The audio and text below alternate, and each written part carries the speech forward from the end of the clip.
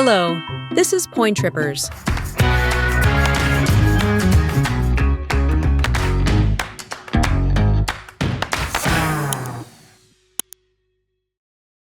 Day 7 of our Egypt trip.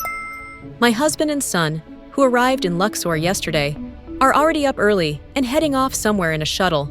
What is that scene? Painting the sky with colorful balloons. That's right.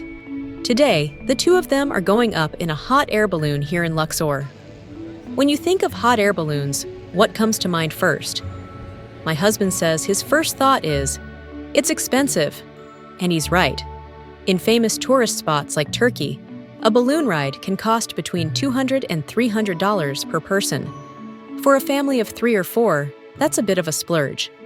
But here in Luxor, Egypt, you can experience a balloon ride for much less. There are mainly 2 types of balloon rides.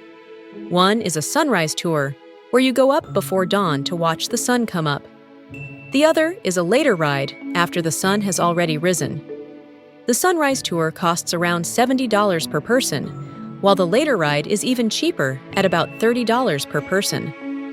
Since we have Expedia One Key Cash from opening an Expedia card, we naturally booked this activity through Expedia. The package includes the balloon ride, hotel pickup and drop-off, and a boat ride on the Nile. My husband and son chose the later tour. The total for 2 people was $67. And since we paid with our Expedia One Key Cash, this activity was completely free.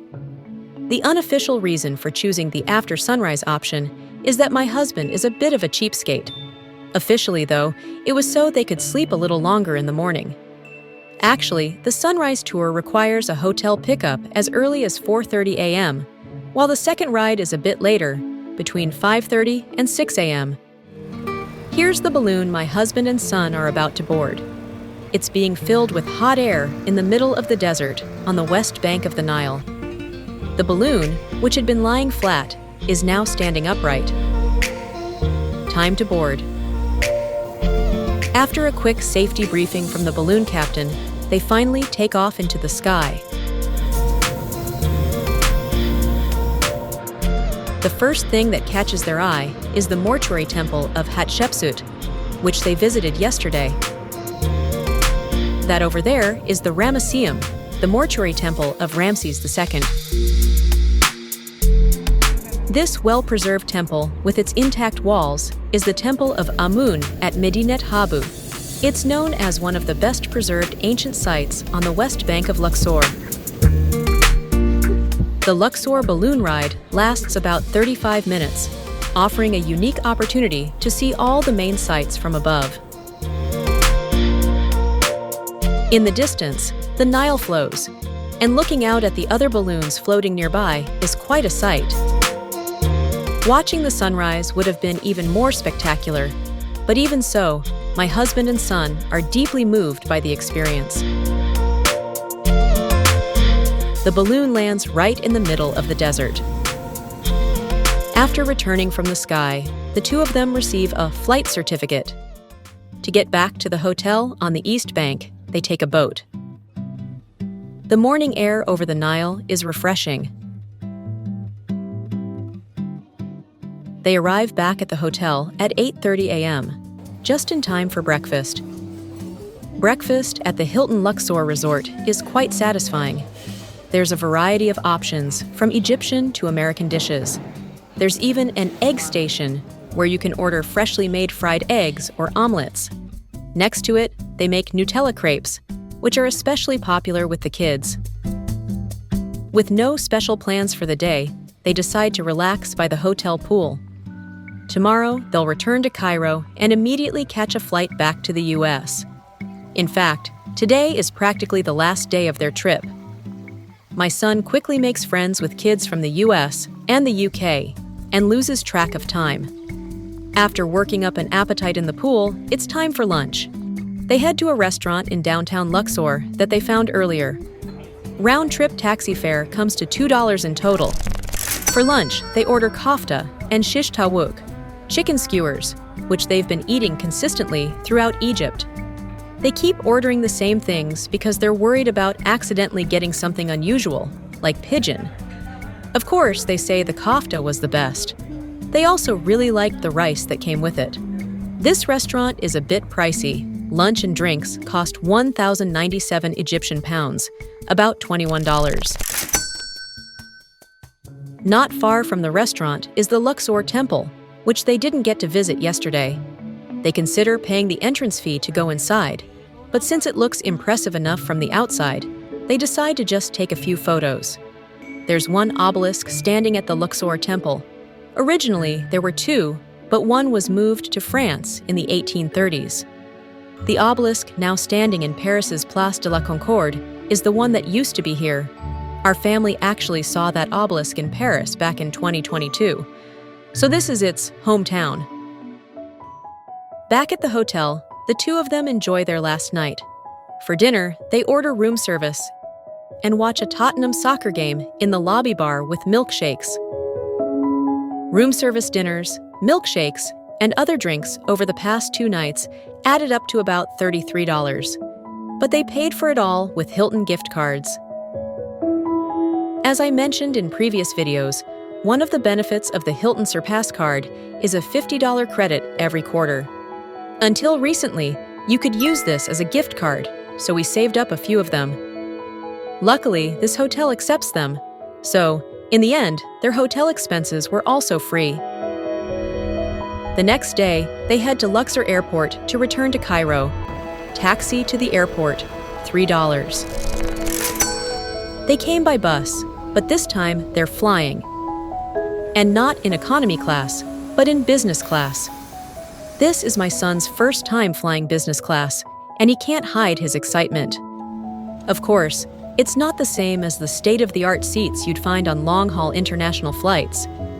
It's just a slightly wider business seat, but my son loves it. The regular fare for this 1-hour flight is $119, while business class is $147. The price difference isn't huge, so they chose business class.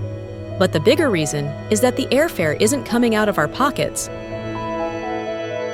They paid for both tickets with Expedia One Key Cash. You can only use Expedia One Key Cash on certain flights. Interestingly, you can use it for Egypt Air tickets. To do this, just search for Luxor Cairo flights on Expedia and select Egypt Air. And now, it's time for takeoff. Even in business class, the meal is simple. But the view out the window is always amazing, no matter when you look.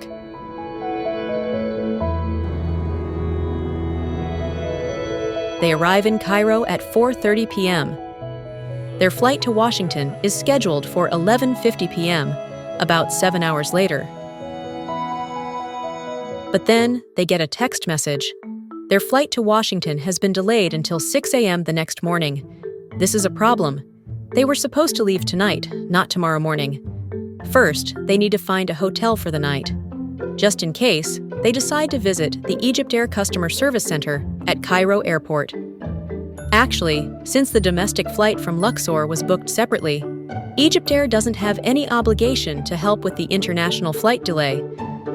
Most passengers would just stay at home or in a hotel and come back to the airport later.